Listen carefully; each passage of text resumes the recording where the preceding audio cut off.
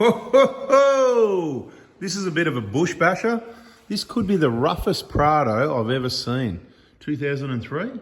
2003, yep. Beautiful, 1KZ. Yep. Auto, 4-speed auto. Let's have a look and see what we can find wrong here. I reckon half the bush is still up in there. Bit of mess going on. Cleaning to do. More cleaning. Yeah, look at that. That is the worst fuel tank guard.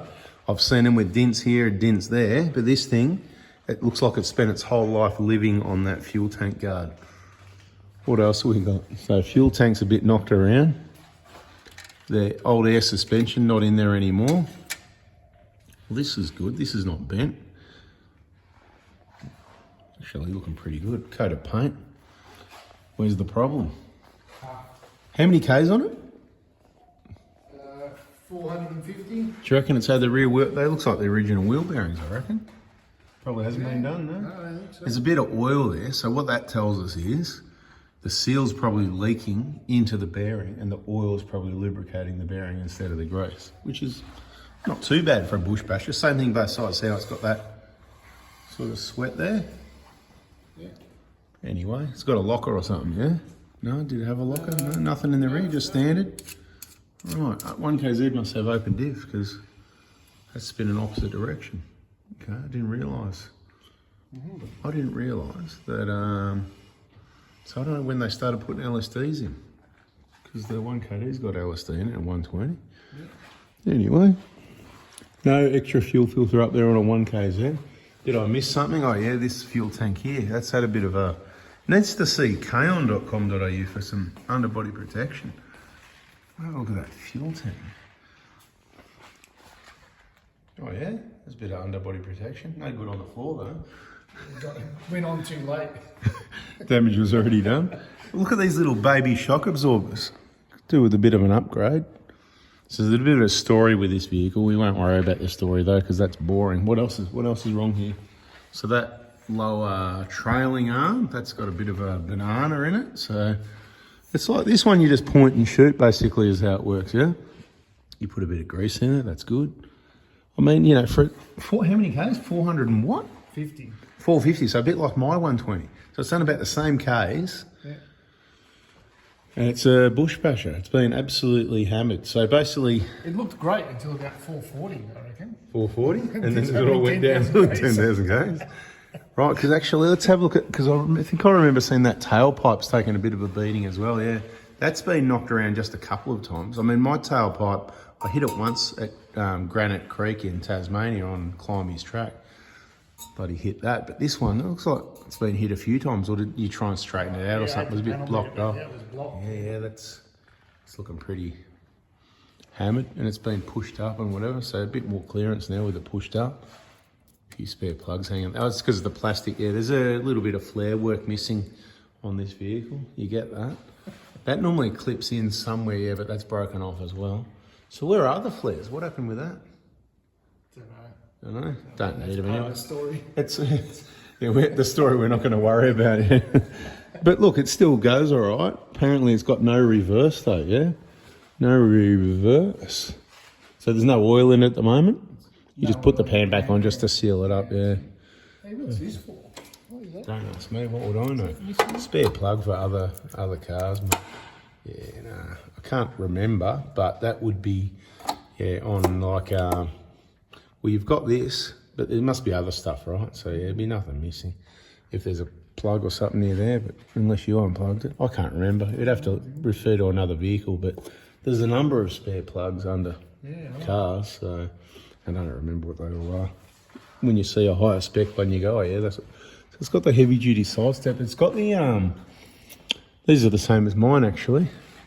It's taken a bit of a hit there, except the difference is they're not rusted out. I could steal these off this car and put it on my car because, you know, I mean, you know, I think the 120 2008 deserves a bit of better quality because these are the same thing, except mine's probably got the upgrade because these, I call them the handles. They give you these handles to put in the chassis. Did you have anything to do with putting these on? You know anything about them? Not really? I think I did put them on. Okay. But they've got these handle things that come through. You put it into the chassis, yeah? Yeah. These U-shaped thing. And what I found with mine was the threads were too short. So you had to put washers in there because the nut was at the end of the thread just spinning, doing nothing. You had to pack it in there with washers. Right. So then we went next level as well because they're not that strong. We got these blocks made up out of 12mm steel and M12 bolts and made it a bit more solid anyway. But yeah, if this ever goes to the wrecking department, let me know because yeah, I reckon I could do with an upgrade. Or we could just swap them over, mate. You can have the old, slightly rusty ones. Yeah. We've got the mud flap missing. Not going to need that. Still a bit of rubber on the tyres. Nice shiny new ball joint. So if anybody needs their ball joints replaced, they can come and see you. Because I have never replaced a ball joint on any Prado. Never changed upper control arms, never seen a problem. It's good. No issue there at 450k. So how is it that people have issues with upper control arm bushes and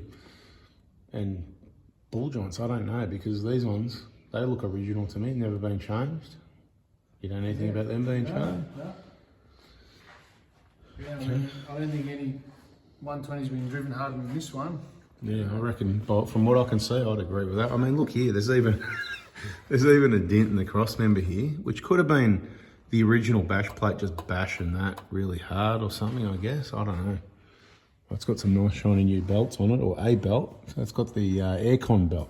Yeah, we like the comfort of the aircon. Yeah, it probably needs to be a little bit tighter. Right. Nip it up a little bit more, because it was new, right? They stretch, new belts, the V belts, they always stretch. You got to. So tell us about this ball joint for everyone, right? So basically, how hard was it to change? What did you do to get that ball joint out? Not particularly hard, just belted it out, pulled the circlip washer out and belted it out. Washer up on top there? Yeah. Did you take the whole arm out to do it though, or did you do it in the car? No, so drop the arm out, put a couple of timber blocks under it, and then gave it a good hit. And did you mark the arm, the position it was, or whatever? Or? I did. Did you get a wheel alignment since then? I did. I got a wheel alignment. Because I just saw the marks, so you didn't line them up too well, but it's had a wheel alignment since then. That's all right. So with the ball joint, interesting info in this video, because I haven't actually seen a problem with a ball joint on the lower ball joint. But that being said, we start to see that bushes up here cracking at say 250, 300,000 Ks, then we replace the whole arm, so that doesn't leave enough life in the ball joint to see a bad one because of our maintenance program up here with replacing the whole arm. But since this is done 450, you had a flogged ball joint, which is good to know. So everybody needs to watch the videos, because right now you just learnt from maybe 400,000 Ks, you need to keep an eye on your lower ball joint. Now, what was the symptom, or how did you find there was a problem with that ball joint? They had no grease in them. So when I was under here inspecting and working on it, I noticed that there was no grease in the boot, and the boots were like had gaps under them. You know, it was being mud pushed in there or something. Yeah, right. Yeah. And then when I took them out, they had a little bit of clearance in them. Right. When I dropped you the could arms feel out. it. Yeah, it was just So you took the arm out to notice the difference. Yeah. So you didn't sort of lever it up or down anything here to check it before you took it out. Okay, cool. So keep an eye on your lower ball joints, people. So you can stick to the replacing the whole arm experience, because you can't buy the genuine ball joint. This is what I was told years ago. You can't buy the genuine ball joint from Toyota. It comes with the arm. So this is an aftermarket. Was it Repco or something? Yeah. Do you remember how much they were? Oh, not exactly. Something like $50 or something like that. Yeah, cool.